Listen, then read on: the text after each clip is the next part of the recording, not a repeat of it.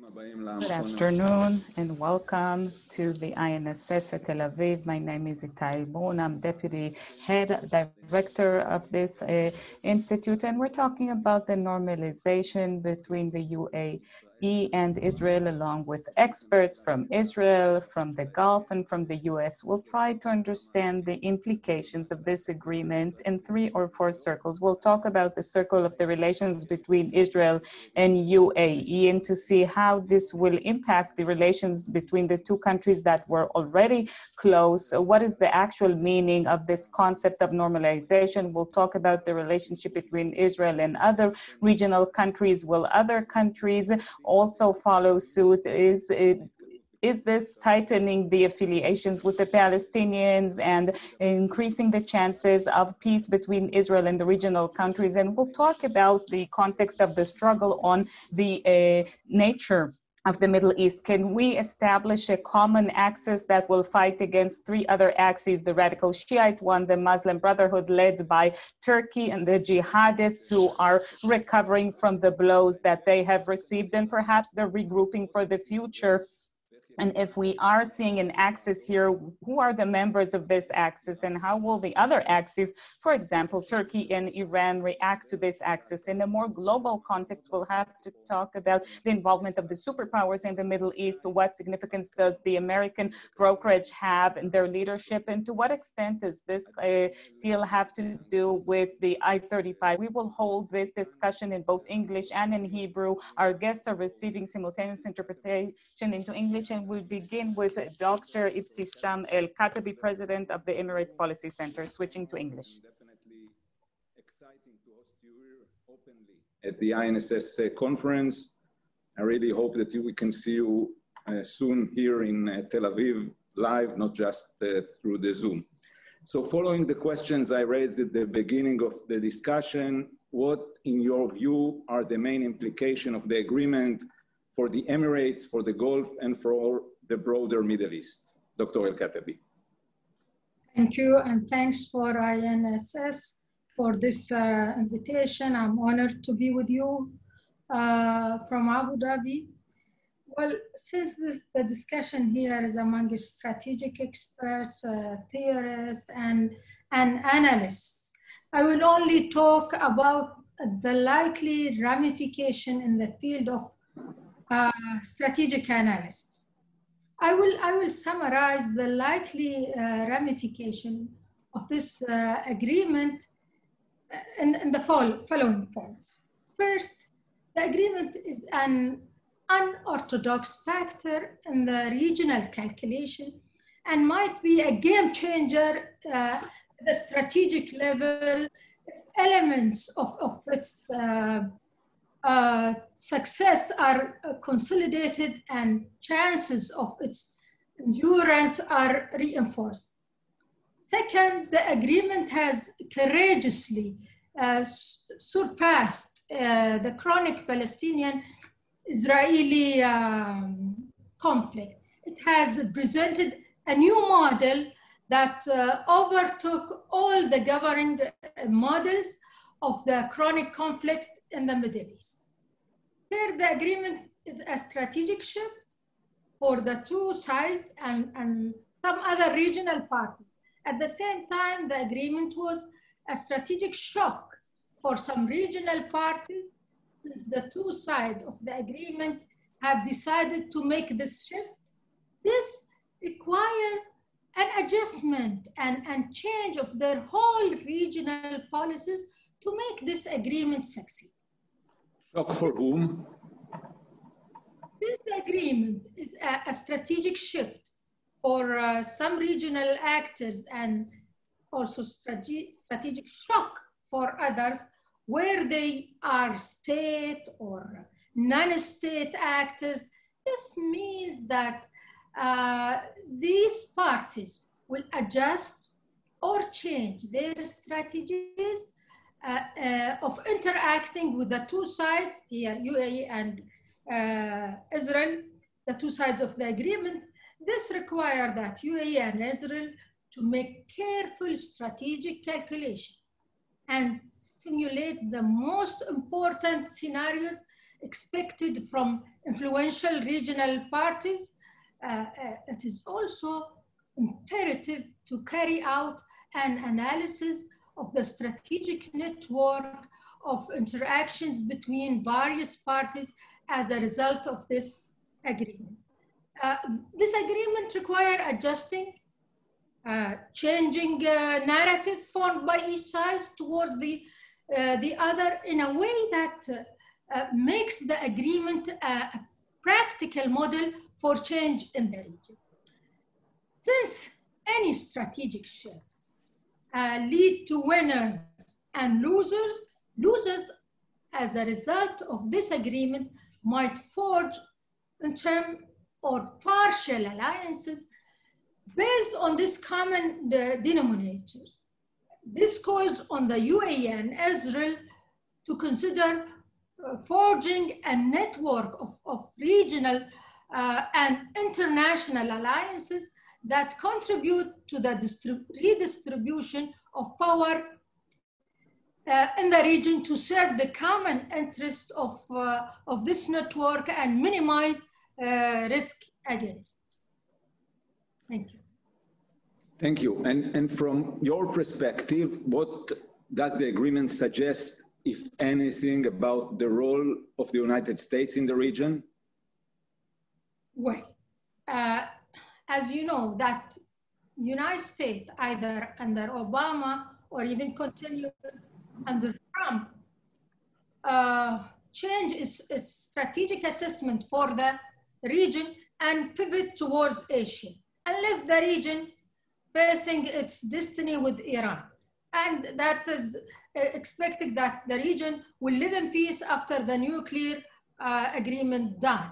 Now, of course, UAE played a great role here, and it should be the guarantee for the peace in the region. And now, this means that US not abandon the region, not leaving the region. There must be, as it was guaranteed for the peace between Israel and UAE, should be also if this will continue to involve other parties in the region. And again, from your perspective, do you see other Arab states making the same agreement or the same move? The calculation of UAE might be different than others. So the others are watching, okay, but of course, they will be the followers. They will be the followers. They lost their chance to be the leader as the first in the Gulf to sign this agreement. Now, the others, they are looking, they are seeing the Arab street, the reaction either from the street or from the government in the Arab world, and watching carefully, but I'm sure they will come. Most of them, they have that relation secretly with some of them clearly, and some of them secretly with Israel. So with the time, if this agreement between UAE and Israel represent a success in terms of really bringing peace in the Palestinian territory, or feel the Arabs that this is something encouraging them to follow UAE, and of course UAE before Egypt and Jordan, but I think this is have more power to take it to otherwhere. I think what happened in Egypt didn't move where it is. Might be this is signing more agreement in terms of medical, technology, many aspects and many fields. Thank you very much, Dr. El-Katbi, and again, hope to see you soon in Tel Aviv. נעבור לדוקטור מורן זגה. And now we'd like to move on to Dr. Moran Zaga from the Hiking Chair at the Haifa University and expert on the Gulf countries and specifically the Emirates. Good afternoon, Moran. You are on mute, Moran.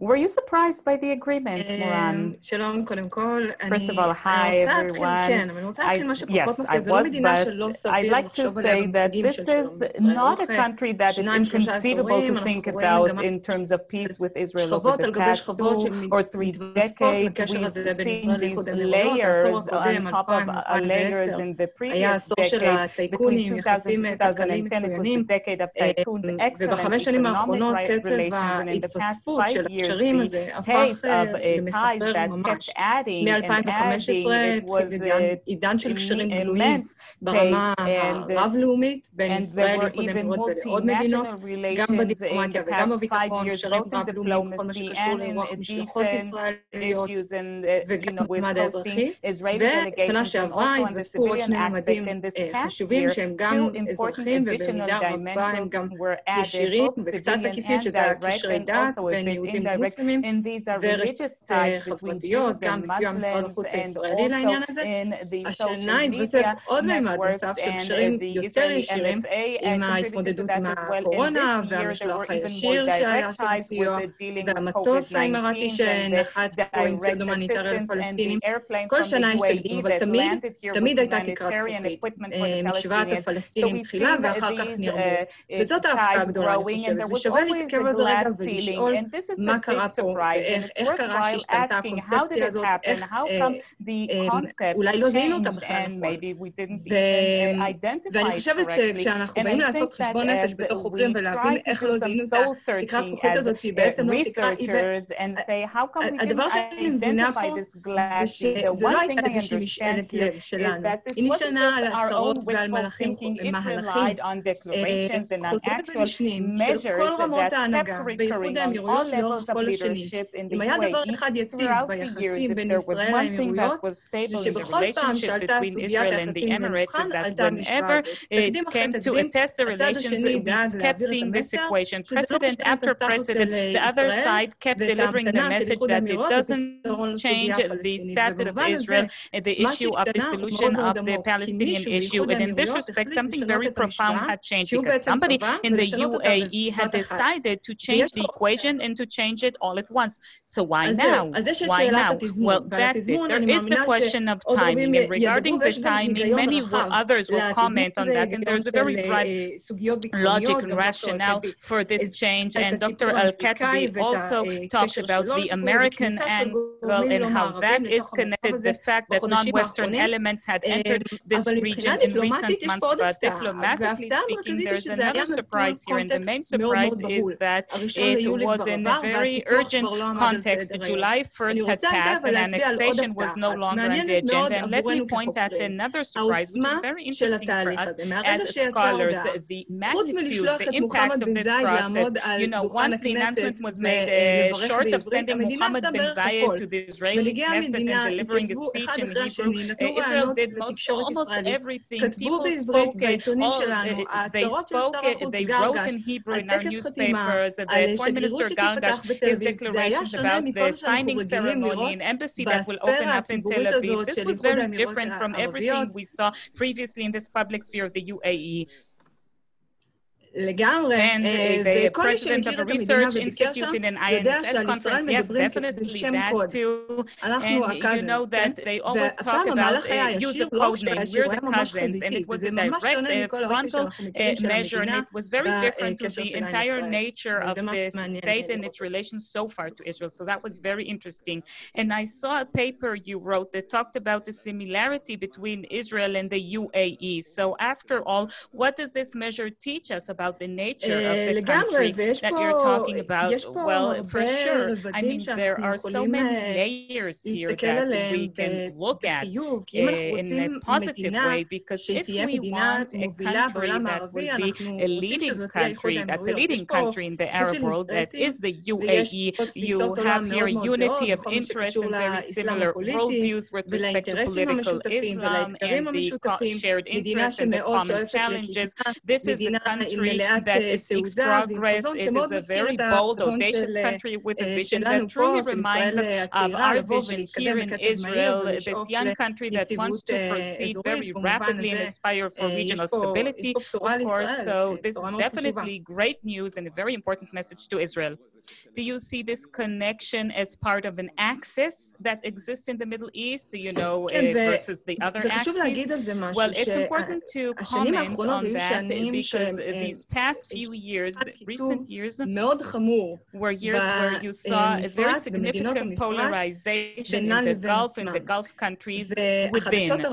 And the bad news is that this agreement actually could even increase this polarization, and it will lead each country to feel alone in this region, in this sphere, feeling that it needs to increase its qualitative edge, its relative edge in the region. So perhaps we're going to see an arms race, and this is something that's already happening in the Gulf today. Every country, we talk a lot about the F-35 aircraft, but it's been over a decade that there have been huge acquisitions of advanced technologies, and the story of the axis, it's very interesting because it's not just the UAE with Saudi Arabia, Bahrain, and Egypt, but also within what we consider to be a conglomerate. Within this conglomerate, there's also a polarization process, and the interest is to have unity and joint action within that, but we also need to look at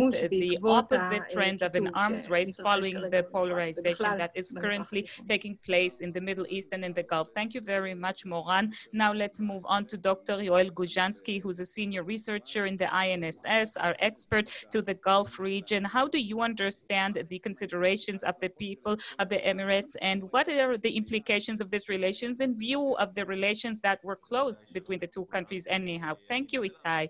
Hello, everyone. I'd like to pick up on what Ibtissam said in her important comments. First of all, in 2014, we almost had an agreement with the UAE, and it's very important, and Moran also mentioned this, we need to think about the current timing. I think there are very important elements to point at. First of all, the timing. I think that without Israel's annexation intent, it would not have happened now, not in this way. And another issue, that's the elections in the US. Now I'd like to talk about the motivation. First of all, with respect to the US, I believe that this is the main motivation. The purpose is to improve the image of the UAE, to strengthen the brand, this brand called the United Arab Emirates, especially in American Congress and with the Democrats. It's been tarnished, this brand, in recent years because of the proximity to Yemen and other issues. And it's also intended to strengthen the relations between the US and the UAE.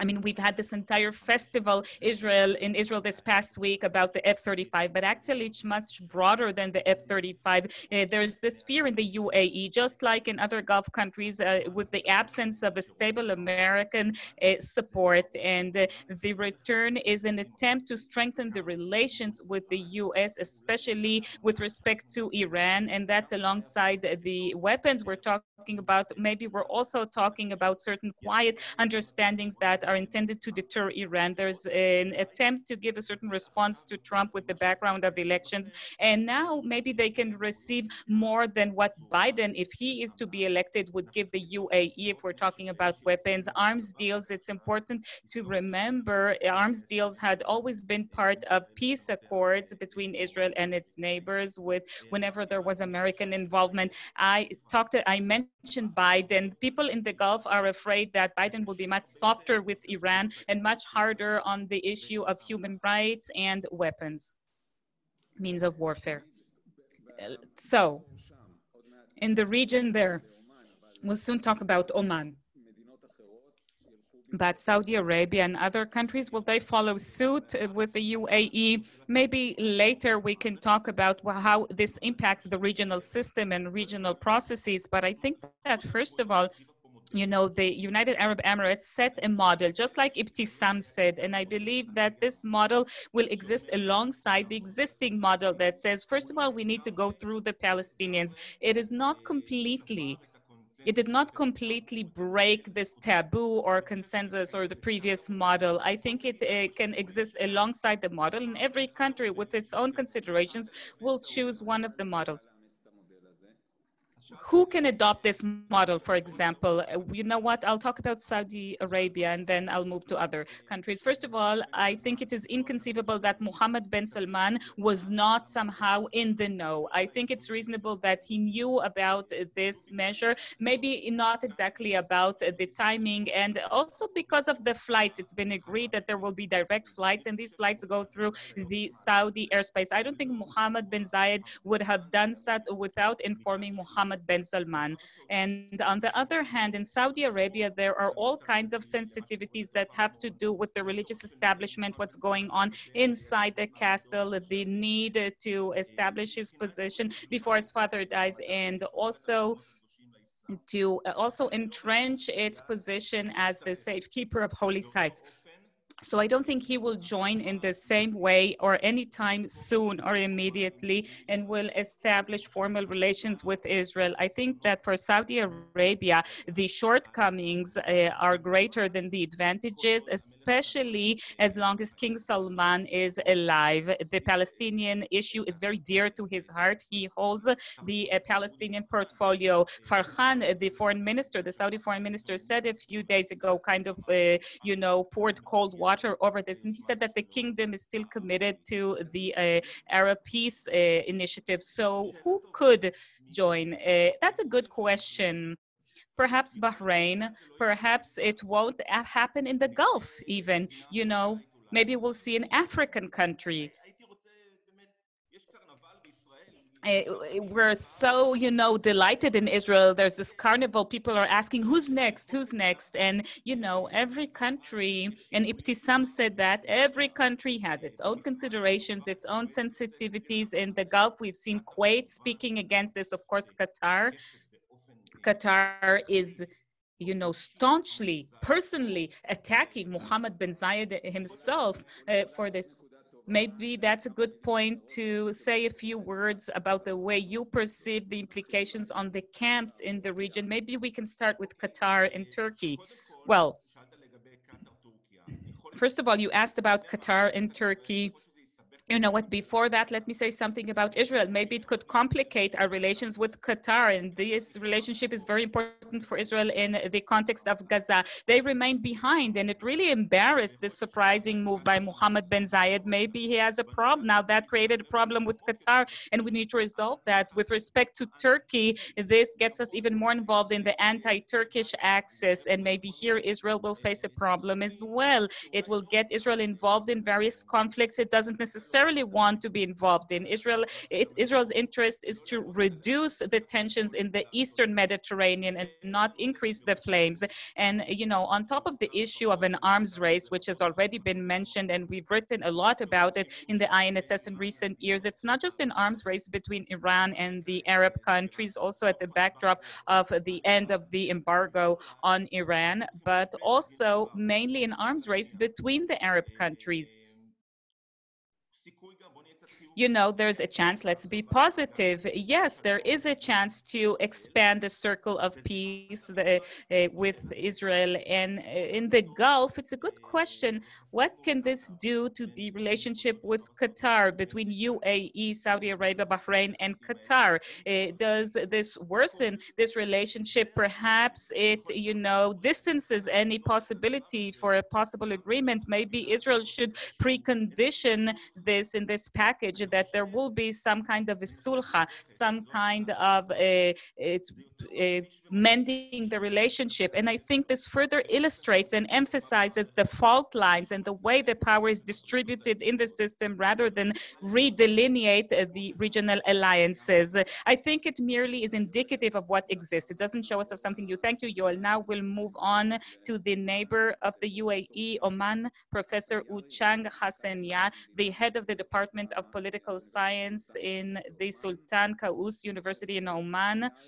Professor Yaar, it's a great pleasure to have you. Now he's switching to English. Understand the implication of the deal or the agreement on the Gulf, on the broader Middle East. Yes, thank you very much for inviting me, and I'm very sorry to be late. I had some technical difficulties. I will start by saying that Israel should not really overplay its cards here. the move by the UAE and Israel, as positive as it could really create a very discomfort in the region in general, in a sense that, as it was mentioned by previous colleague, that there are inter-Arab problems, and if Israel tries to push too hard, it could simply aggravate the situation. The second point that I would add is the Palestinian issue. We should not forget that although the states, governments, they could be in favor of engagement with Israel, but we can see that very clearly among the people. There are a lot of suspicions, a lot of questioning, and also a lot of resistance. So Israel should not deepen the gap between the governments and the people, because ultimately, as we know, the majority of these governments are very fragile, and they continue to go through a lot of upheavals. And finally, the role of the US is very important to be seen as a more fair referee in this situation by not to continue alienate the Palestinians, because ultimately everybody recognizes, including, I believe, many Israelis, that the two-state solution could take us to a new era. And but we don't hear much of that, and especially not a real effort by the White House to implement or to work on that aspect of the conflict. So overall, I would say that we can see a positive move, but the management of this move is excessively important by all parties involved. Already, the previous colleague mentioned the animosities between Qataris and Emiratis, but also the hesitation by the Saudis, and so many other countries. We see also what happened in Sudan, for example. So there is a good potential here to get something positive out of what has been started, but we should not forget the main issue for the majority of Arab people and the Muslims in general is the Palestinian issue. It doesn't mean that they are against or they want to see Israel to be wiped out of the map, as Ahmadinejad and some of his colleagues mentioned. But nevertheless, any faux pas by people like Prime Minister Netanyahu, Americans, Emiratis, and so forth, could really derail the whole thing and reinforce the position of extremists in the region. We know that this move by Emiratis put a lot of pressure on the so-called resistance front, Iran, Saudi Arabia, parts of Iraq, and the Hezbollah. And they try by all means to derail this process, very, very infant, I should say, in its infancy, this process. So there is a need to bring more on board rather than less. So in that sense, there is a need to manage the situation differently, I would say. Can you elaborate a little bit about the Iranian possible response to this development?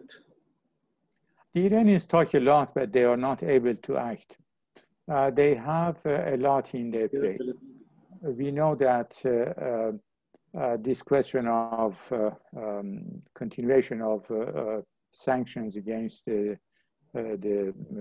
armed and so forth, economic sanctions. So the Iranian regime is really cornered and very, very badly. Internally, they have immense problems. And yeah, I wouldn't be surprised if at some point the Revolutionary Guard decided to to commit a spectacular move in order to lessen the pressure. This is classic, really, a way of governments who are in difficult situation to get out of that, and it could be that. But generally speaking, what kind of move, for example? Yeah, they can push Hezbollah further, although Hezbollah is in a very difficult situation, as we know. But Hamas has a freer hand, Islamic Jihad and so forth. But also they can push these Fatimiyun, Zainabiyun, their proxies in Syria, as well as Hashd Shabis and other in Iran, in order to come together to do something. But the Islamic Republic itself, at this point at least, I believe they will not get involved in any kind of military action against Israel. As the Israeli sources mentioned time and again, they had more than 1,000 attacks against the Revolutionary Guard, their proxies and so forth in Syria. And the Iranian government, including Revolutionary Guard, they were not able, or they did not see they did not reach that point of no return to react harshly, or at least to attempt to react harshly against the Israelis. So at this point, mostly using the proxies, but not necessarily continuing to do so. And if necessary, so they could use some of those missiles that they show here and there. I did not mention the case of Oman. I'm sorry, you mentioned earlier. I think everybody knows that Oman is one of rare Arab countries that got involved in a kind of dialogue with Israel. This is part of Oman's foreign policy, or at least under Sultan Qaboos' foreign policy. And that was the question of neutrality, good neighborhood, neighboring relations, and so forth. Those were the pillars, and continue, I believe, to be the pillars of Oman's foreign policy. So I think Oman is not going to rush to do what the Emiratis did, but nevertheless, they are there. And this is why I was talking about the management of the issue to give a better incentive to the Arab governments in order to come out of the closet, as they say, in order to talk to the Israelis more openly. Thank you very much. And now to Ambassador Baba Alif, Director of the Arab Politics Program at the Washington Institute and former American Ambassador to the UAE. Ambassador, in your view, what are the implications for the Gulf, for the Middle East, and for the role of the United States in the region? So I think all of my colleagues here have touched on some really critical points, and I would say that the main implications are clearly bilateral in the first instance, and the regional, not so much. And I'll explain why I think that. Look, there are unquestionably enormous benefits to be reaped by the UAE and Israel for taking this risk. It was a risk. It was a carefully calculated strategic risk. But the bilateral implications are UAE and US, as you all said, UAE and Israel. Or for the president, for President Trump, you know, this is all gains, all political gains. It's really, most would say that this is not just the most significant foreign policy achievement, but it's the only foreign policy achievement. And let us remember, it happened in a week when there were two rather humiliating setbacks on the key policy plank, which is Iran, for the administration. And I will also say the gains for the administration will be fleeting, because, as you know, we are fully immersed in our electoral cycle, and 98% of the discussion, if not more, 102%, is on domestic issues and on the president's shortcomings in that regard. So it's also important to remind that the deal is a one-off. It's the UAE. It was undertaken by the UAE. It was driven by the UAE, not by the administration. And so I think in that respect, the wider Gulf is still TBD, to be determined. But I mean, we've seen clear indications by the travel schedule of senior officials, Secretary Pompeo first, but also National Security Advisor O'Brien, Jared Kushner. They're all in, they're all rushing out to the region. There's a belief, I will say quite frankly, that Bahrain and possibly Oman are low-hanging fruit. I'm skeptical.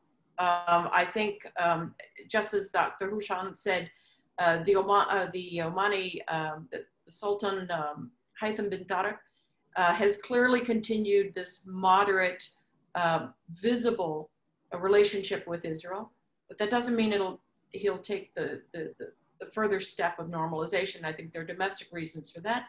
And on the other hand, Bahrain is in a very different position itself, and we can talk about this, the countries, country by country, if you like. But that's where I think, that's where I'll stop. And based on your acquaintance with the UAE, what are the implications for the Emirates themselves? So there were a couple of things that the Emirati leadership was reaching for. Now, there's been a lot of discussion, especially in Israel, about this issue of the F-35. And look, I can tell you that among all of the defense high-tech advanced weapons systems that Sheikh Mohammed bin Zayed has been desirous of obtaining, that's the lodestar. But this was not all about the F-35. That's almost a sort of a tactical piece. It does fit squarely into the deal, no question. And we've had Emirati officials say that very openly and publicly now. They were saying it not so publicly a week ago, but they've come full out and said it. But look, it had to do with something else that a number of the speakers touched on, which is where is the US going in terms of the region? The UAE pre-independence and since 1971 has always looked to have to tuck in with a sheltering embrace of a great power. The UK initially for over 150 years, and then the US. And suffice to say, the leadership would like to see that embrace continue. And so this was a directional sort of effort towards Washington. But it's very unclear after two administrations that have shown every evidence of a waning desire. And in the case of the Trump administration, the president himself, a complete abnegation of the formal security role that the US has had towards the Persian Gulf for 40 years now. So in a sense, this is a real hedging movement. You could say it's a maturing moment for this Gulf country looking to a regional superpower not to tuck in under, but to have a partnership with. But at the same time, there are dividends in terms of the US-UAE relationship, because the other thing, going to the strategic level objectives for Mohammed bin Zayed, UAE moves up into a very exclusive club now, club of two, it's fair to say, which is Israel and the UAE for the US in the region. Notwithstanding the close relations with Riyadh, notwithstanding relations with Sisi and so forth, this is a very different move and achievement by Mohammed bin Zayed. Thank you very much, Ambassador Leaf. ונעבור לתת-אלוף במילואים אודי דקל, מנהל המכון. To Brigadier General Reserves Udi Dekel, who's the director of the INSS, and we'll talk about the significance of this agreement regarding the Palestinian Authority. And let's talk about, has it truly severed the linkage, the coupling between the Palestinian issue and normalization between Israel and regional countries? Hello, everyone. Good afternoon. I'm delighted to see all the participants. We couldn't bring a Palestinian participant who can represent the Palestinian view in a more credible way than I, but I'll talk about that perspective. I think there's a feeling among the Palestinians that their share is going down, their stock is going down. They've received several blows recently, even for a long period, and the harshest blow was, of course, the Trump deal that didn't talk about their views, didn't pay any attention attention to them.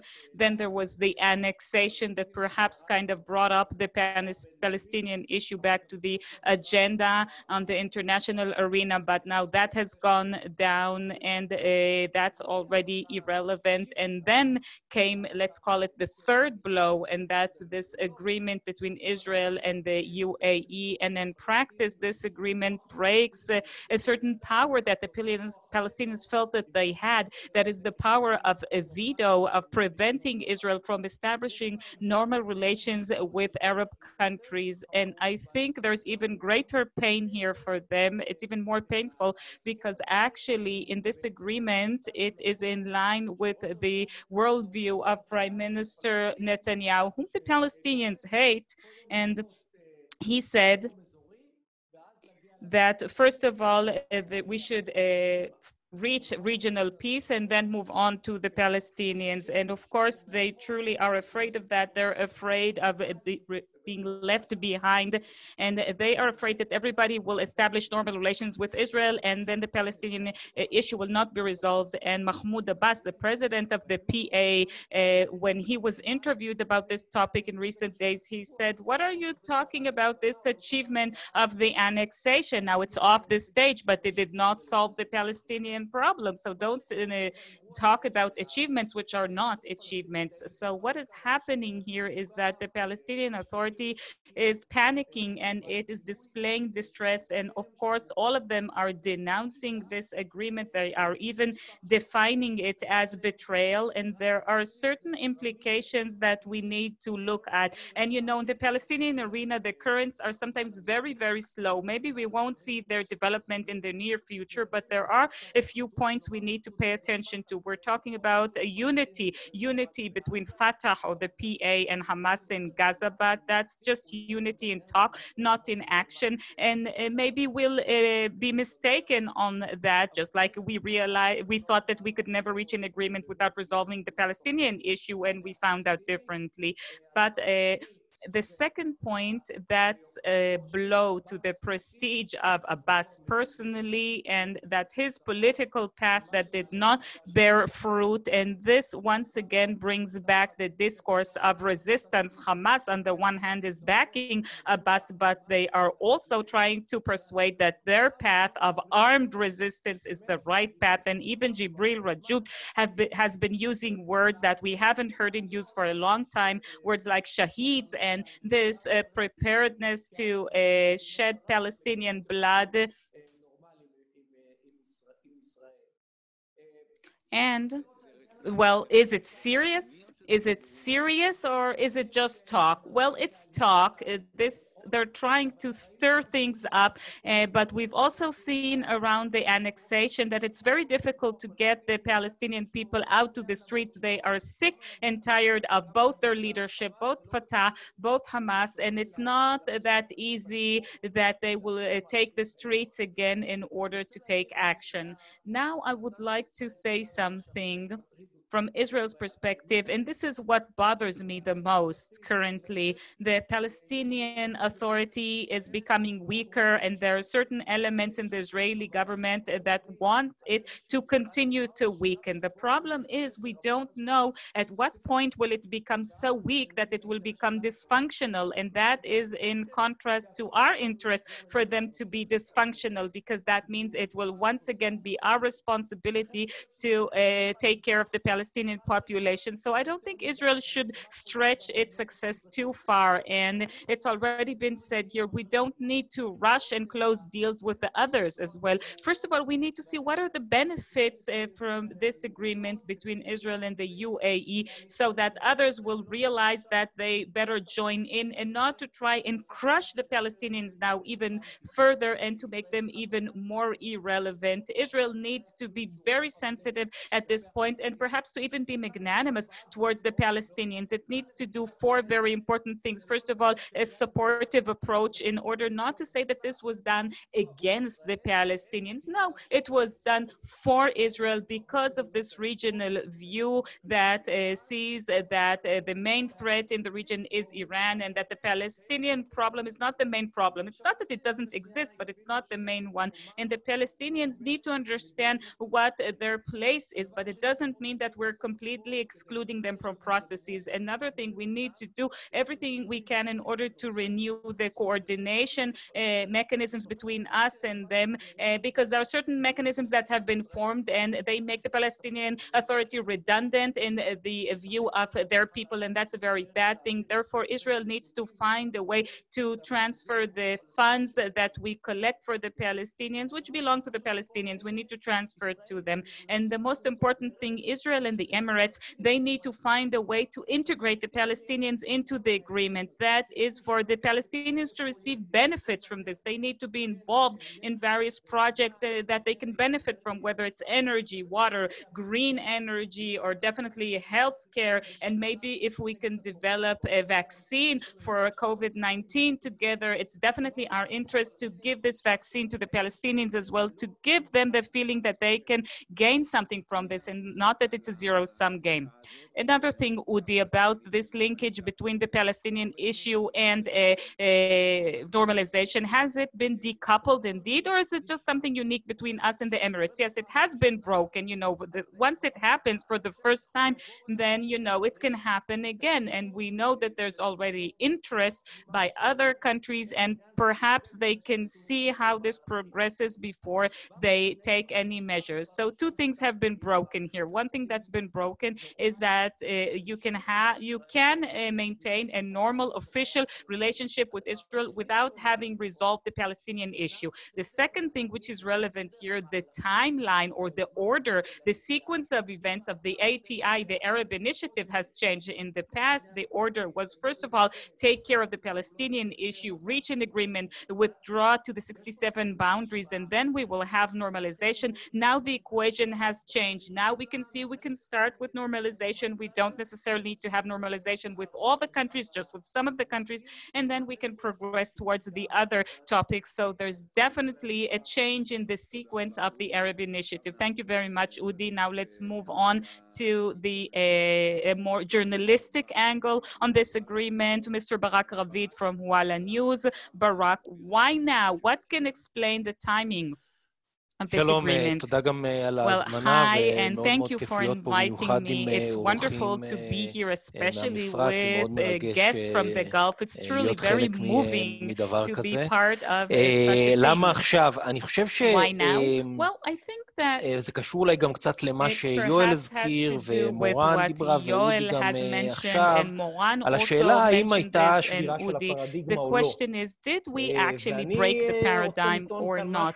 And I wish to argue something that's different. I would like to argue that the paradigm has not been changed at all. If you ask me why now, I think that with respect to the timing, let's not talk about the essence. If we're talking about the timing, the annexation issue is critical to the timing, and that's part of the same paradigm in my view, that normalization with Israel is somehow related to the Palestinian issue.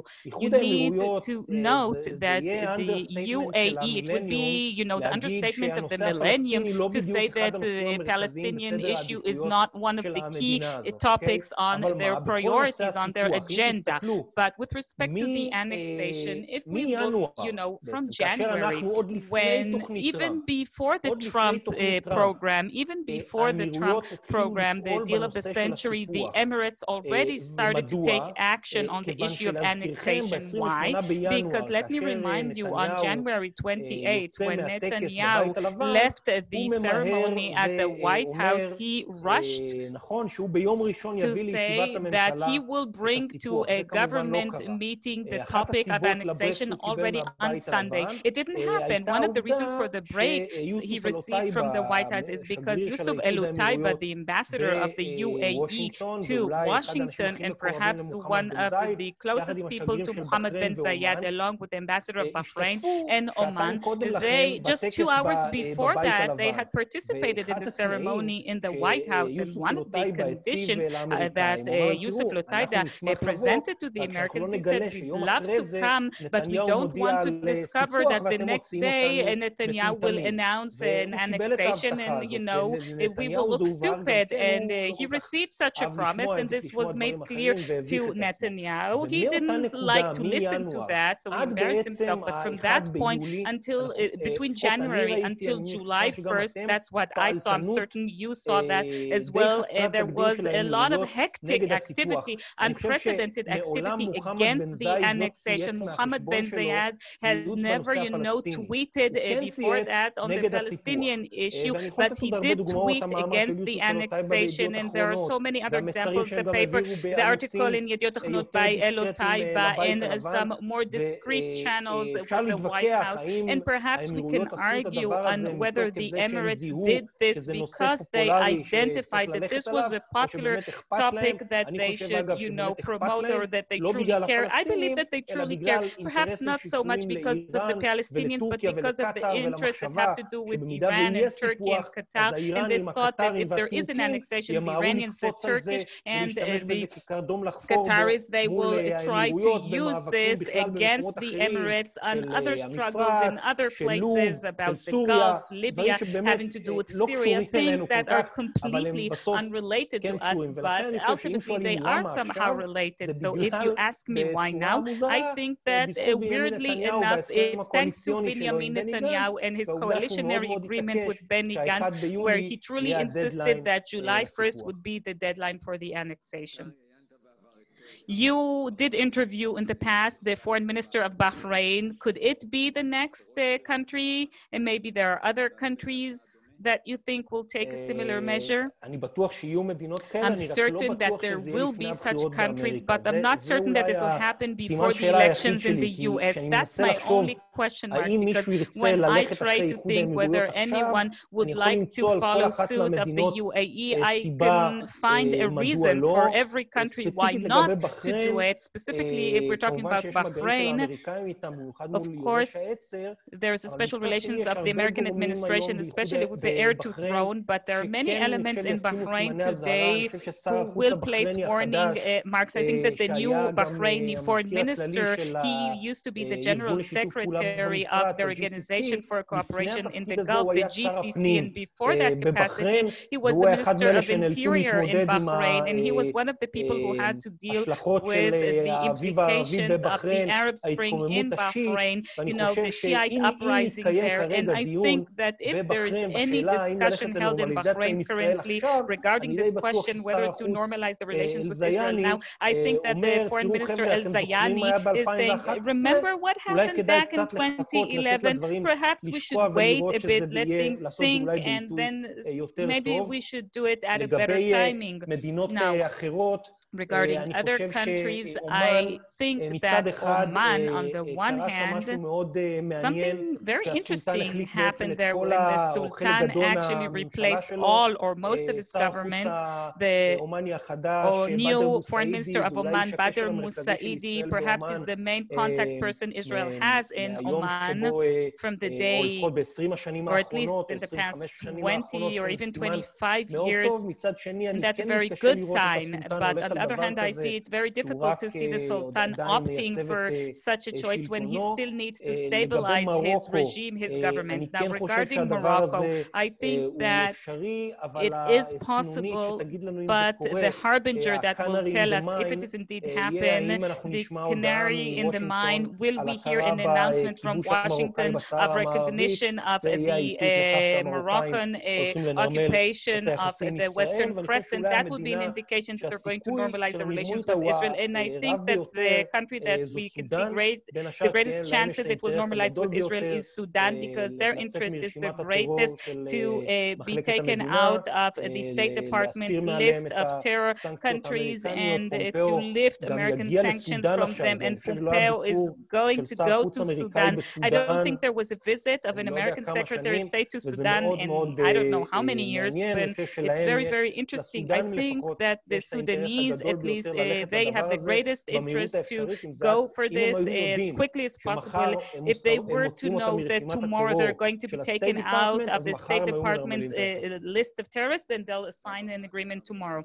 Okay, thank you, Barak. Now let's move on to Noah Landau, political correspondent for Haaretz newspaper. As you look at this triangle, Israel, the US, and the Emirates, what are your thoughts? Why now, and what's the significance? Well, first of all, thank you for inviting me. I think that the best thing that happened following this agreement is the fact that now we can hold much more joint public discussions, and they can enrich the public discourse and even influence it. I think this is the beginning of a public dialogue we have not seen before. Why now? I think the previous speakers gave you a very good answer to that question. It's no fun being the last speaker. So let me just say all answers are correct. I think that a unique window of opportunities was created here. The relationship that had existed behind the scenes for a long time, for 20 years, and now they have fruition into overt normalization, thanks to an American administration that really pushed for it. And just like Yoel and Barbara had mentioned, you know, and also another issue, the declarations of the annexations made it possible for all parties to get off the tree they climbed up, or at least to be depicted as getting off that tree. In the UAE, they can say that they stopped the annexation and they established this relationship that they wanted anyhow as part of their struggle against Iran and Turkey. That's already been mentioned, but maybe not that much. And the issue of the advanced Israeli and American technologies, as for example, the aircrafts, but that's just the tip of the iceberg. I think that this is the outcome of a long-standing process that just waited to the special junction of circumstances. So we're talking about a very specific event. Of course, we can learn from it and draw lessons, but we need to be very careful not to come out with these bombastic, declarations following this. How do you see the implications of this agreement inside Israel in Israeli domestic politics? Well, regarding Israeli politics, well, we've already mentioned the Palestinian issue. Traditionally, Israeli politics, the Israeli politics was divided into right and left around this issue, but this hasn't been the case for a long time. It's not on the Israeli political radar, and that's a narrative success for the Israeli right. But we will see an attempt of the Israeli right to further entrench this perception that we don't need to make any concessions for peace. And this proves that this agreement with the UAE, I don't think that this is what happened here. I do agree with Barak, Ravid, not regarding maybe the magnitude, that actually the issue of annexation did play a role here, even if it's a role under disguise. On the public level, it did play a role. Therefore, the Palestinian issue is not completely detached from this. But on the other hand, if we look at the internal Israeli politics, we'll definitely see an attempt of the right to further entrench this view that we don't need to make concessions in order to get peace. But on the other hand, if we want to be more optimistic, it's always good to end an event on an optimistic note. Then perhaps we could say that the Israeli society, by the mere fact that it, by and large, supported this agreement and gave up on annexation, I think we're talking about 70%. It means that there is a support of a two-state solution, or at least leaving some kind of an opening for this option in the future, because at the bottom line, Israelis have proven that they are in favor of peace and normalization more than they are in favor of annexation. The question is, how can the Israeli left leverage this, if they can at all? I don't have an answer to that question. We need to see how the UAE itself will conduct itself as a player in this field of the relations between Israel and the Palestinians. And I think that at the end of the day, in the shorter term, even on the very short term, let's say up to the next elections, the next elections won't be on this topic. This won't be the inner Israeli political question. Of course, that the pictures of the handshakes we will see from the White House, it will definitely be part of the campaign, but it won't tilt the blocks here. The question of Netanyahu's trial and the conduct during COVID will have a greater impact. And a word as a political correspondent about Israel's position in the world. Does this agreement has some significance? I think that if more than the question of Israel's status, it will impact Israeli foreign relations behind the scenes in the sense that it will become a very significant goal for Israeli diplomats in the upcoming years to, to copy this success, to replicate it. And in addition, we can already see right now how Israel is leveraging these relations in her foreign relations with respect to the diplomatic struggle in Iran. I don't know if you've noticed this, how Netanyahu talked about the snapback in the Americans. He said that Israel is standing proudly alongside the US as other governments in the Middle East are doing, who objected to this quietly and now are supporting it publicly. This has been very much emphasized, and this means that already a short time after the agreement, we can see that this does enable a more open, out in the open front, regional front. Thank you very much, Noah. Maybe some quick responses to what we've heard. Yoel, a few words. Okay.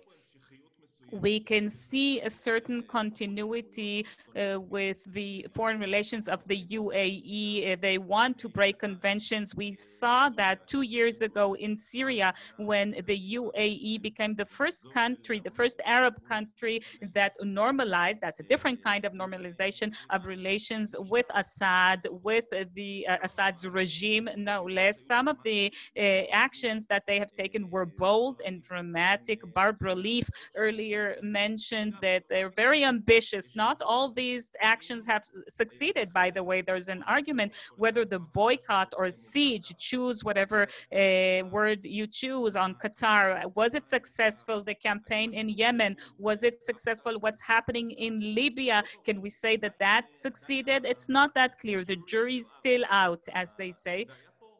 And, Mohammed bin Zayed wanted to entrench some kind of achievement, to entrench an achievement within American administration that perhaps it's at the, its last days, and perhaps the next president will be a new president, will be less sympathetic, less supportive. And Barbara also mentioned the special status Israel has in the UAE as the two leading allies of the US in the region. And that's the story here, their desire to get closer to the US, to strengthen this brand of the United Arab Emirates. And I would even add and emphasize, and we talked about this with Udi, has there been a decoupling? And let me reiterate what I said before. I think that this is a new model that has being formed alongside the existing model of the linkage to the Palestinians, and every country, based on its considerations, based on its circumstances and sensitivities, will choose the model, and the model will evolve over time as well. Thank you very much, Yoel. Dr. El-Katbi. Switching to English. Thank you.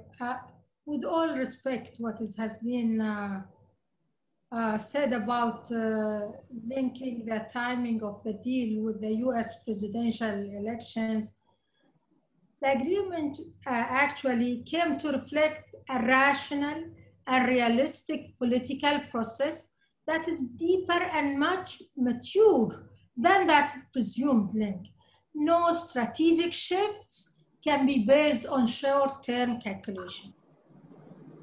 The other thing which I would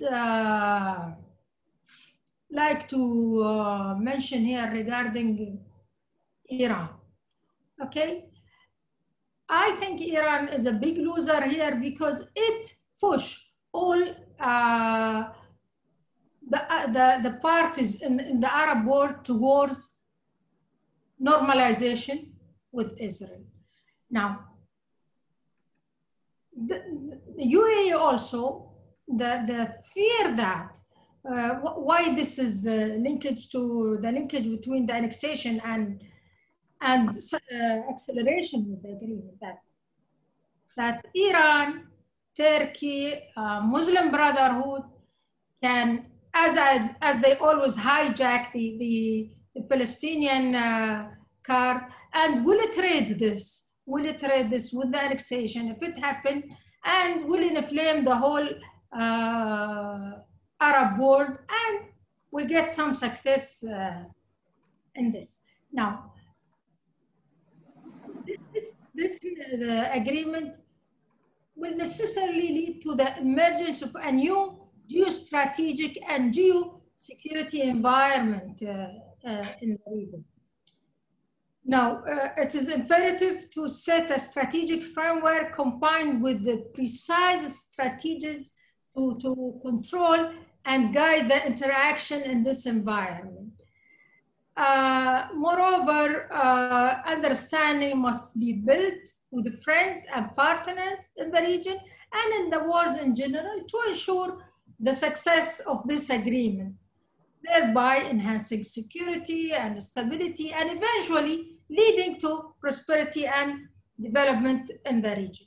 Now, regarding the Palestinian and their reaction, and I've mentioned this, Barbara, she was one of the session I had with UCLA in that meeting last week about the Arab Street and the Palestinian Authority. I was saying we left the Arab Street for the Palestinian and we took the bridge. There is opportunities in life. You didn't grab them, you lose them. And you cannot be present to Palestinian grievance and they don't want to move and you have to wait until they move. That's why that step taken by Mohammed bin Zayed to break the deadlock which we are in, to think out of the box, to find another way to solve this problem, to get normalization. And as Oded said, this normalization happened without the resolving or without reaching two-state solution. Here, regarding Saudi also, I want to mention that if somebody came to read Turkey Faisal article in Sharq al-Awsat, he mentioned that they are with peace. Okay, although Turkey Faisal has no position now in the government, but I didn't think that he wrote that without any permission from Mohammed bin Salman or King Salman, that they are with peace and they are not against what UAE did, but they are with the Arab Initiative and they are with the state, two-state solution. This is their position. Regarding other regional parties, I would look to Egypt. Of course, I don't think Egypt was happy with that. In terms, when I look to the reaction from their media, it's only Sisi who called and congratulate both countries, but otherwise I was following their media. Maybe that the Egyptians felt that they lost the leadership in the Arab world, and UAE has too much to do with Israeli than them. Interesting. You talked about Iran and the radicals. You talked about Turkey and the Muslim Brotherhood, and then you talked about Saudi and Egypt. I wonder, from your perspective, does the UAE view itself as part of a camp, a part of an opposite camp in the Middle East, or it is by its own? Regarding this agreement? No, regarding the regional issues. Does the UAE view itself as the leader or as part of a camp, or every Sunni state is by its own? No, I won't say a leader. I would say a regional player. A regional player who cannot be weighed under the constraints of other not to move. Now, if the Saudi has their constraints, they have the custody of holy shrine. They have those religious groups, still strong groups. You don't have to wait. You have to move. So it's not leadership in terms. Okay, our relation with the Saudi is a part of strategic relationship. You cannot neglect it. But also, you cannot tie yourself with any country that for its own constraints or whatever, doesn't want to move to this direction or other. So you have many threats in the region. Iran is a threat, Muslim Brotherhood is a threat, Turkey is a threat, for UAE, Qatar is a threat. So you have to move and you have to find another partners and allies. Thank you very much, Dr. Al-Katabi, and again, looking forward to see you here in Tel Aviv. Barak Ravid, כמה מילים? Read a few words. Yes, a few points. First of all, following Yoel's comments, I think this past Friday I interviewed Anwar Gargash, who's a minister in the foreign ministry of the UAE. Something very interesting he said, a word he used 3 times during the interview was leverage. Regarding what this agreement gives the UAE, it gives it a leverage vis-a-vis Israel on political issues, especially on the Palestinian issue. What did he mean? I think this demonstrates that linkage point. Can Israel in 2 or 3 years, would it be easier for the Israeli government to reach decisions on the Palestinian issue when it has a peace accord with the UAE? And it's clear to everyone it won't look like the accords with Egypt and Jordan. We'll have tourism, we'll have business people traveling. It's going to be a warm peace. Ultimately, it will restrict the ability of right-wing governments in Israel to do radical things on the Palestinian issue. That's why it's a good thing. As for the elections in the US, I do think that the UAE, it's very important for them to see that this agreement with Israel received an endorsement in a way that was bipartisan, especially with Biden's statement. It was very important to them because perhaps in just a few months he will become the president of the US. It was important for them to see that they're not, opting for something that could find itself in difficulties because of a change of regime in the US. One last issue that's a warning point for Israel. This is something that people are not talking about at all in Israeli discourse, and we don't hear it in the research discourse as well, but this is the issue of the civil war in Libya, that the United Arab Emirates is leading the support for Haftar, both in supplies of arms and training, and also support for militias.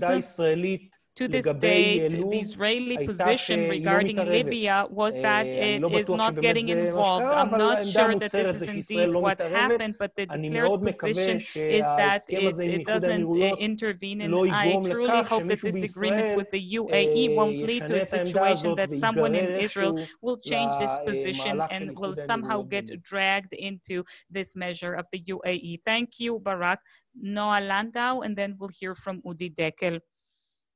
We hardly brought up the issue of how they treated this thing in Israel. And it's very interesting to see how the Israeli mainstream did, on the question of tourism, it was preoccupied mainly on tourism, and they were enthusiastic. We saw TV reports on, tourism packages and hotel prices. And, that's something very nice to see, very optimistic. But on the other side, what's less optimistic is while most of the discussion was exclusively centered on this issue of tourism, we hardly saw any discussion of the thesis presented by Netanyahu regarding this agreement. This discussion we're holding here on all the different angles and layers, we didn't see such a discussion in Israeli public discourse. I didn't see anybody posing questions or challenging the way Netanyahu wanted to present this, including the Palestinian paradigm. Well, I would like to first comment on the regional issue because it did come up. We've seen this process for quite some time that the region is changing. it is operating differently. It has been said here that every country operates according to its own particular interests and doesn't really care much for the problems of the general population. And the countries that were, positive towards the UAE, they said that it's the sovereign measures of a state based on its own interests.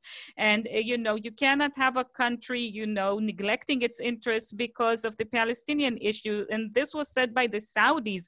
We see a realization that every country can reach decisions that are in line with their own interests, with their own needs. Another interesting comment, paper that was published by the ETSAMS Policy Center, they said that there are 3 axes created in the region. And this is how I read what was said there. One axis is the Irani Shiite axis that operates and attempts to have an impact on the entire region. The second axis that has developed in the past year or 2, that's the Turkish Qatari axis,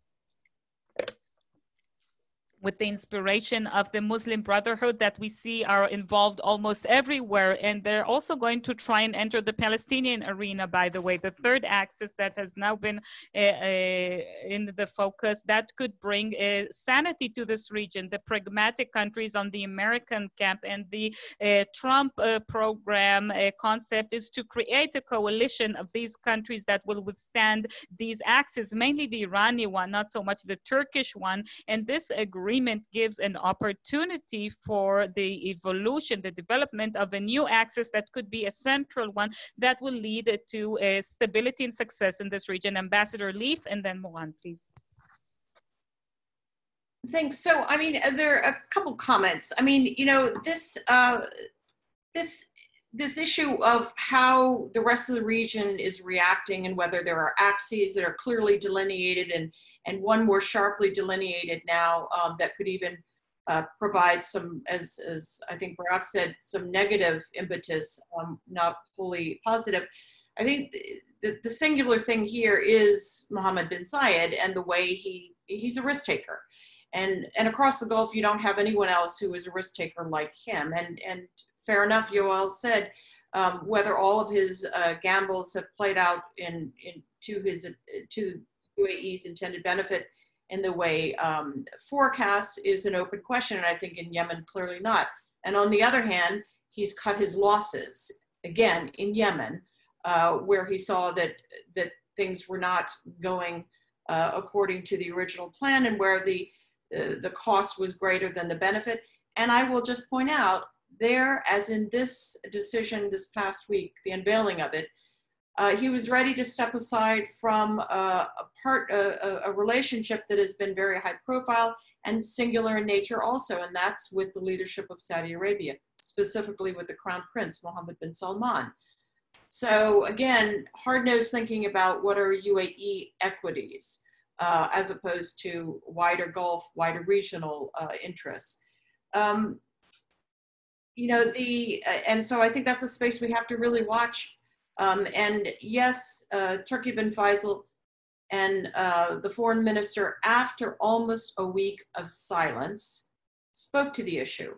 One slightly chilly on the normalization question, Turkey bin Faisal, of course, giving it a rosier cast of a rosier sort of praise for the UAE step while making clear that the Saudis are not following.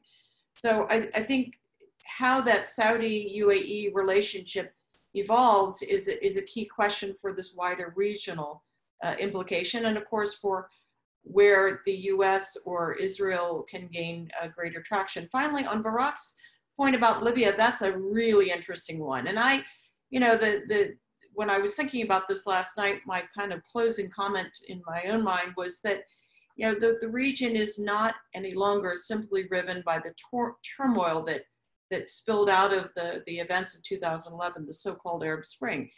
It's caught in the maw of two would-be regional superpowers, Iran and Turkey.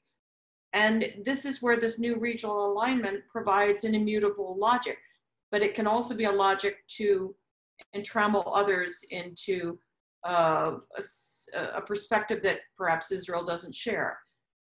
Libya is a mess. The more external powers that are jumping into the mess, the messier it gets.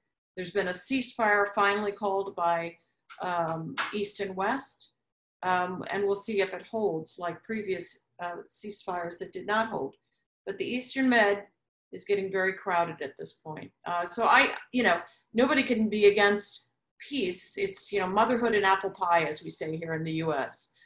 There are enormous benefits to this normalization piece, unquestionably, and for the US as well.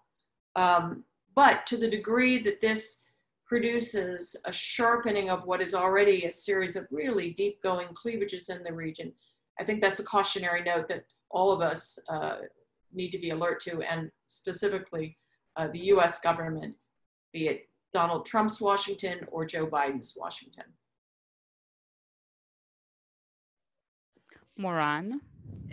אז בהמשך לדברים של אודי, הייתי אומרת שאם Well, to pick up on what Udi said, אם איחוד האמירויות הייתה יכולה לקדם גם מהלכים בזירה הפלסטינית, also advance measures within the Palestinian arena, then it would have definitely done that, but it cannot. So what it's trying to do, they're trying to reach this arena through Egypt and now through the Americans. But just like Dr. Al-Khatib said, that their thinking is long-term. This is strategic long-term thinking, and it's waiting for a change of leadership that will happen in the future, and that's what it's relying on. And I think that what's connecting what we're all saying here is the realization that the impact that the UAE has, and this is something that did not exist in our discourse here in Israel until 10 days ago. There are many reasons for that, and maybe we should discuss that in future discussions. How did it happen that a country that until recently nobody talked about, all of a sudden they're in the headlines, they're in the spotlight? There are many answers for that. I would like to point at one domestic reason, because this is a country where the Arab Spring did not take place. Very little opposition, not because they're silencing protests there, but because people there are very pleased with their leadership. They're satisfied with how this country is conducted. There's a lot of patriotism. And throughout the years, it made sure to maintain the balance of powers between the elements in this country. And that means it is confident enough to take such dramatic decisions. What such decision was to implement a certain law 2 years ago that completely changes the contract between the country and its citizen. And this is the second decision to establish a relationship with Israel that was not created through a direct dialogue between the state and its citizens, but thanks to this card that no other Arab leader, I think, has today, hardly any other Arab leader has, to advance relations with Israel without great objection from home. Thank you very much, Dr. Moran Zaga. Professor Hassan Yaari, switching to English. Yes, thank you very much, sir. A few points. The first one is related to the question of Palestinians. If we look at the history of Israeli-Palestinian issue, we see a movement in favor of radicalization by the Palestinians. This is why I used to say very often that Yasser Arafat was the best friend of Israelis, but unfortunately, he was not appreciated and accommodated in order to reach peace and close the door to more radicalization. We see that, and if there is no, if the Palestinian issue is not addressed, we will see even more radicalization than this one. The second point is related to the question of what Ms. Ibtisam said about the reasons why UAE decided to go along this decision.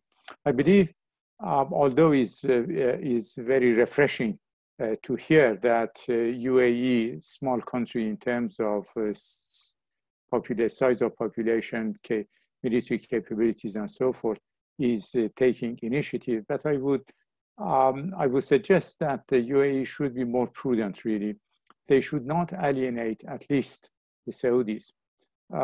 Because one of the colleagues mentioned about the access, about the camps and all of those things. I believe that GCC in general needs really to come together in order to create a counterweight to the Iranian intervention in the immediate region of the Persian Gulf, but also in the Middle East. So in that sense, UAE is better to remain as part of this coalition with Saudis and bring more, not less. The last point is about how to handle the Iranians. I believe that, as we saw since the last summer, the attacks against the tankers and so forth, the Iranians have a very important power of nuisance. They can do the things that other countries hesitated to do to this point, attacking against the tankers, against the Aramco installations, and so forth. And they threatened very, very clearly UAE by very harsh words, saying that we will answer. They seem that they are talking on behalf of the Palestinians. They said that we are going to react very harshly, and precisely they mentioned the dependency of the UAE to service, to tourism and so forth for its economy. So I think in this regard, the UAE, like Saudi Arabia, like others, including, I would say, the US, they need really to look at to other players in the region. We did not mention Russia and China. I believe they are going to play a significant role here. Although the relationships, at least what we see in the news between Israel and Russia, they are good, but it doesn't mean Russia is playing its cards openly. So in that sense, Israel needs to continue to have Russians on board. And as for China, China is a newcomer in the region, and I believe that they are going to play a significant role in the region in the years to come. So there too, they have to, UAE and others, they have to create some kind of environment in which this strategic alliance between Islamic Republic and China not to be materialized. It is going to be nefast, I would say, for the countries in the region. China will become a neighbor to all the countries in the region. And we know that China has a very big appetite. So in that sense, it's important to manage China in a way that they will not become too close to the Islamic Republic, because ultimately, if they do, so they have to give something in return for all incredible concessions that they are taking from the Islamic Republic. The same thing with Russia.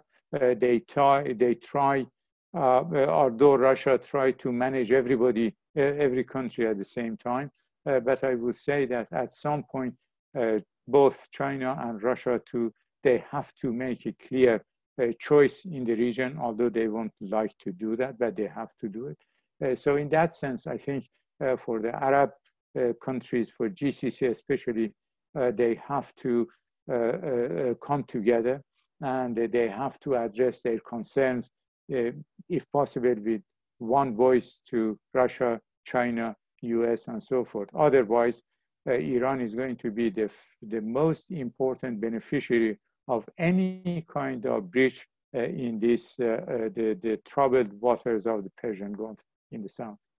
Thank you. Thank you very much. And now let's ask Dr. Amos Yadlin. We talked about the relationship between Israel and the UAE, between Israel and the other countries in this region. We did not neglect the Palestinian issue. We talked about the battle over the image of this region. And now let's hear your conclusion. Good evening, everyone. I think that this is a very moving conference. It's the first time that we're holding a direct conference out in the open with our colleagues from the Gulf that's broadcast on the internet. And I think that in such a difficult year, And so much of the news this year were bad news. It's very nice that every once in a while there is some good news. And I'm saying this now, and maybe later I'll make some reservations, but peace, that's the name of the game. This is a third peace accord with an Arab country after 25 years in which we did not celebrate such an event. It is very, very important for the Middle East, for Israel, I think even for the world, for the whole world. And I think there's a potential here for peace, and it's already been said here this evening, and I wish to emphasize that, a peace that will give us a more correct model, a model of a warm peace, a peace not just between leaders, but between the people, and with economic relations, with commercial relations, tourism, education. I'm certain that if we will know how to establish such a peace between Israel and the UAE, it will be a breakthrough. Now, peace does not just come with this white dove. It comes thanks to joint interests, common values, and a trust that's been built between leaders for at least between the leaders, but preferably between the people as well. Like I said, as I try to analyze, first of all, what are the values that both countries have? And I think that there are many values that the countries share that have led them to this step, whether we're talking about the fact that these are small countries that have developed over the past 50 to 70 years from a desert into modern countries, moderate countries, countries that are against radicalism and extremism, countries that seek stability and peace. I believe that these are very important values which we share with the Gulf countries. The second thing, and it's more interesting, maybe more easier to understand, these are interests. We share the same enemy, that's Iran. That is the embodiment of radicalism in the Middle East, and it's one of three forces. Iran, we have the extremism that is led by the Muslim Brotherhood, by the Turkish Qatari alliance, and we have the extremism of ISIS. So this interest to fight all three axes of extremism, it's a shared interest. And if we look at our third partner to this agreement, that is the US, both Israel and the UAE, as we've already heard, both see an American trend. I won't say to completely pull out of the Middle East, but perhaps it's taking much less interest in the Middle East after two very expensive wars. They paid a lot in blood. The US is now turning towards a new place, which is a much greater threat for it, is posing a greater threat. That's the Pacific region, and it doesn't need the oil that we have here so much. So there's another interest here as well. I think that the Emirates consider Israel as somewhat of a source, not just for confidence and security, but also for technology and completely civil issues such as medicine, AI, agriculture, innovation, culture, things that they would like to adopt. And there's so much that can be done here if we just know how to build this piece on healthy foundations from bottom down. As for the timing, everybody's asking about the timing. We conducted a very deep research here regarding the ability to do normalization with the moderate, pragmatic Arab world. And our conclusions were that it is impossible because of the Palestinians. I think that a pretty good explanation was given here, why that was changed, and the way I see it, the elections in 2020 and the annexation that was supposed to help the two that wanted to go for wanted to do elections. One is Trump, and that was on schedule, and the second individual is our prime minister, who I guess is interested in another round of elections. They had dictated a desire to reach an achievement here. And that achievement that they wanted to gain from annexation, they realized that it's not going to be such a benefit. It won't have such a significant impact. And as someone who did not like the annexation, I see a double success here. The cancellation of a certain measure that was not good for Israel, that is the annexation, and the strengthening of a peace, which is very good for Israel. So I'm trying to be cautious here, and I don't want to say this here in this open forum, but out of an attempt to find an opportunity to, join the bandwagon of annexation. We're lucky that there was a strategist on the third party of this triangle who took the two parties, Israel and the US, and led them to the right place, which is peace in return for annexation. And I think that one of the most encouraging things, in my view, that is, public opinion in the Arab street. I've been saying to all those who kept saying that the Arab street is an obstacle that we cannot surmount, I've been telling them for years that they simply haven't noticed that the world has changed. The world has changed. We have this lovely gadget. Everybody's on social media. You can't tell people stories and lies. People can see what's happening in Israel, what's happening in Europe, what's happening elsewhere. So the Arab street is changing as well. Maybe not by 180 degrees, but there is a certain change. They are much more willing to accept Israel. It's obvious why it's more the case in the Gulf countries than in other countries, but I do think that this is a source for optimism.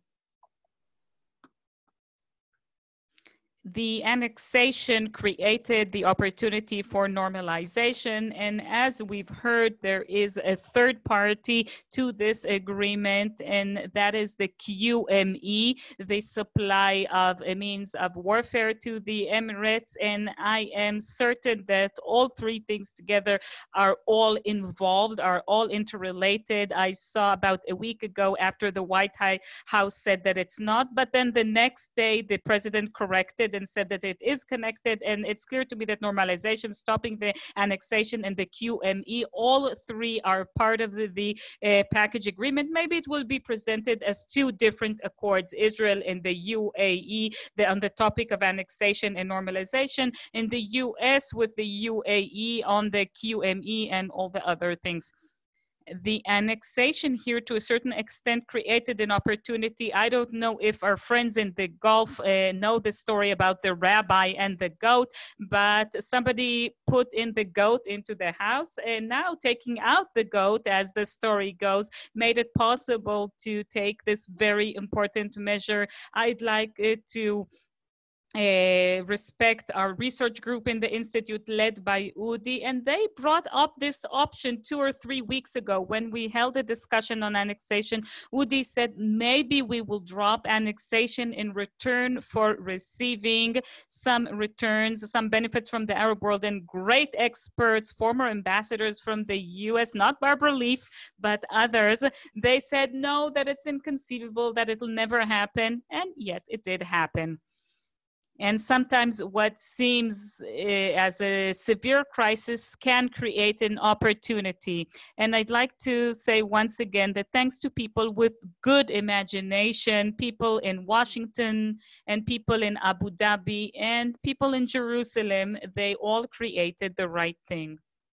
Much has been said about breaking the paradigm of the Arab Peace Initiative, that first Israel needs to accept everything that the Palestinians respect, and only then normalization will follow.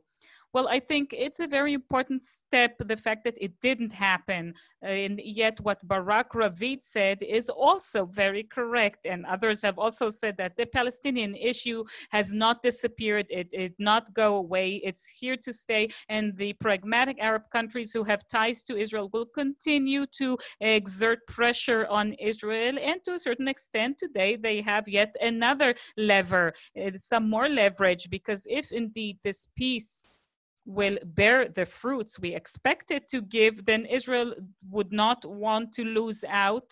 If there are certain topics if people once again think about issues like annexation, they'll definitely reconsider. So we do truly expect a warm peace that would also influence Jordan and Egypt. It will show them that when there's a warm peace, things look much better. And when this peace is denounced in Tehran, Ankara, and Ramallah, and in Gaza, that means that we know that that was the right thing to do. The Palestinians, as usual, never miss out on an opportunity to miss out on yet another opportunity. And, you know, just like Udi said, it's still not the end yet. After Abu Mazen will, you know, leave the stage, I think that this measure can definitely advance some Israeli-Palestinian steps and measures. Maybe finally they'll understand that what Secretary Kerry taught them, that time plays in their favor, actually that's not the case. It's incorrect. That's it. Itai said at the beginning that this is an agreement, and I'm saying let's be cautious. It's not an agreement yet. It's a joint statement. I truly hope that an agreement will follow suit and that it won't take 2 years like it took between Sadat's visit until the peace accords with Egypt were signed. And then all of us, as quickly as possible, will be able to meet not over Zoom, but face to face. That means we need an agreement. We need COVID-19 to disappear. And these are two very positive things. And next time, let's meet either in Abu Dhabi or in Tel Aviv. We would love to see you. And I'd like to thank all the participants and definitely our participants from the Gulf and all the others who have participated. And have a wonderful evening, everyone. Thank you. Thank you very much, and goodbye.